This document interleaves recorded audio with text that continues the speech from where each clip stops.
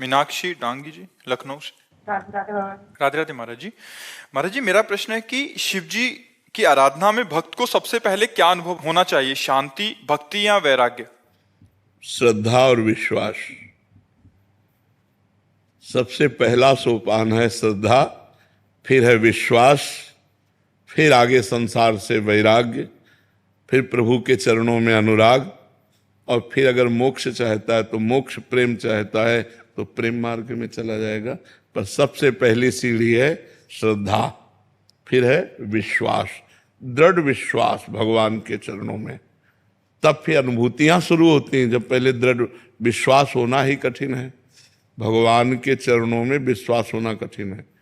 माया ऐसे ऐसे लीलाएं कर देती है तो हमें लगता है पता नहीं भगवान हैं भी कि नहीं, भगवान हमारी बात सुनते हैं कि नहीं सुनते, भगवान हमारी बात बनाएंगे कि नहीं बनाएंगे। कई तरह के ऐसे संशय आ जाते हैं तो हमारा विश्वास टूटने लगता है। पर हमें लगता है भगवान से हमें प्रार्थना करनी चाहिए कि हमारी श्रद्धा आपके चरणों में लगे, हमारा विश्वास आपसे जुड़े। अगर श्रद्धा और विश्वास है तो वैराग्य, अनुराग, ज्ञान सब कुछ आ जाएगा। पहले हमारा श्रद्धा और विश्वास। श्रद्धा कहते हैं शास्त्र और संतों के वाक्यों में बिल्कुल यथावत बुद्धि रखना, अपना क्यों में ना लगाना। और विश्वास कहते हैं भगवान हैं, वो हमारी बात सुन रहे हैं, वो हमें बहुत प्यार कर रहे हैं, वो सुहृद हैं हमारे, उनसे बढ़कर कोई हमारा नहीं। ऐसा दृढ़ विश्वास हो तब आगे उन्नति प्राप्त होती है। कृपा सिंधु शरण जी। श्री हरिवंश गुरुदेव। श्री हरिवंश महाराज जी। महाराज जी, आपके चरणों में कोटि कोटि नमन। महाराज जी, अध्यात्म में साधन का अधिक महत्व है या आश्रय का? आश्रय का। अगर आप तप करते हैं, साधना करते हैं तो तप लोक की प्राप्ति होगी। लेकिन यदि भगवद आश्रित हैं और कोई त्रुटियां भी हैं, ऐसी समस्याएं भी हैं जो नहीं होनी चाहिए और आपका शरीर छूट जाता है, तो आश्रय से भगवत प्राप्ति होगी। मेरे बनाए ना बनेगी कोटि कल्पनो, आपके बनाए बनेगी पल पाव में। हर समय जितनी हम में ऊर्जा शक्ति है वो हम लगाकर भजन करेंगे। जितनी हमारी बुद्धि काम कर रही है हम गलत आचरणों से बचेंगे। लेकिन इससे भगवत प्राप्ति हो जाए ये हमारा विश्वास नहीं। हमारा विश्वास है कि आपकी कृपा से आप मिलते हो। किसी तपस्या या भजन के द्वारा भगवान को खरीदा नहीं जा सकता, भगवान को विवश नहीं किया जा सकता। भगवान के होके भगवान को विवश किया जा सकता। कितना विवश हो सकते हैं? अर्जुन जी जहां खड़े होते हैं और उनकी जहां पादुका होती है वह अखिल कोटि ब्रह्मांड नायक परात्परीश भगवान श्री कृष्ण सारथी के रूप में बैठते हैं। इतना विवश हो जाते हैं अपने जनों के लिए। अपना जन आश्रय से होता है, मैं आपके आश्रित हूं। आश्रित की चिंता होने लगती है आश्रयदाता को। जैसे आपके दरवाजे पे कुत्ता बैठे, आपसे कोई मतलब नहीं, लेकिन वो कहीं जाए ना, तो आप अपने आप उसके भोजन की व्यवस्था करने लगेंगे। एक दिन न सही, 2 दिन न सही, जब आप देखोगे जाते नहीं, दरवाजे पे बैठा रहता है, तो 2 रोटी लेके निकलोगे और डालने लगोगे। उसने आश्रय एक दरवाजे का ले ले, अन्य दरवाजे ना जाए, तो ये जिम्मेवारी आपके ऊपर अपने आप सवार हो जाएगी कि सुबह शाम 2 रोटी आप डालने लगोगे। क्योंकि देखो जा ही नहीं रहा है, यही हमारे दरवाजे पड़ा है।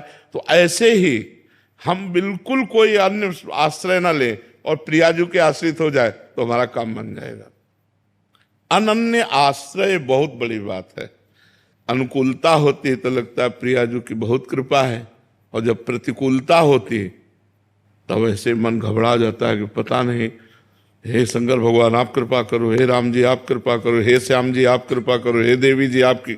नहीं, उस समय भी एक ही होना चाहिए। बने तो रघुबर ते बने और बिगड़े तो भरपूर, और तुलसी औरन ते बने ता बनिबे पे धूर। जिसका हमने आश्रय लिया है अगर बने तो उसी प्रभु से बने, और ना बने तो बिगड़ जाए, हमें कोई बनाने की कोशिश नहीं। हे नाथ मैं आपकी शरण में हूं, आप देख लो, पक्का हो सब ठीक हो जाएगा, पक्का सब ठीक हो जाएगा। हमें चाहिए भगवान का आश्रय दृढ़ लें। सबसे बड़ी भक्ति क्या है? आत्मसमर्पण। श्रवणम कीर्तनम स्मरणम विष्णुपाद सेवनम अर्चनम बंदनम दास्यम सख्यम आत्मनिवेदनम। आत्मनिवेदन पूर्ण भक्ति। आत्मनिवेदन का मतलब होता है आश्रय, समर्पित हो जाना। हे नाथ मैं आपको समर्पित हूं, अंदर से मन वचन कर्म से भगवान का शरणागत निश्चित भगवान को प्राप्त होता है। हमें प्रयास करना है जो हमारी शरणागति में कमजोरी है कि भगवान के विरुद्ध आचरण है, जो अपने शरीर को लेकर मांगे हैं, जो अपने परिवार को लेकर मांगे हैं, वो केवल अपने प्रभु के सामने पेश करते रहें और ये मांगते रहें कि आपके सिवा हमारे मन में किसी अन्य का आश्रय न हो। जरूरतें हैं लेकिन आश्रय नहीं, ध्यान रखना। जैसे मैं आपका हूं, मेरी जरूरतें हैं तो मैं सिर्फ आपसे कहूंगा, इनसे नहीं कहूंगा। जरूरतें हैं पर आपसे। कोशिश करें कि आप तो अल्पज्ञ हैं, पता नहीं पाएंगे कि हमारी क्या जरूरत है, लेकिन भगवान सर्वज्ञ है, उनको सब पता है। तो हम अपनी जरूरतों की बात भी ना कहें, ये बहुत ऊंची बात है।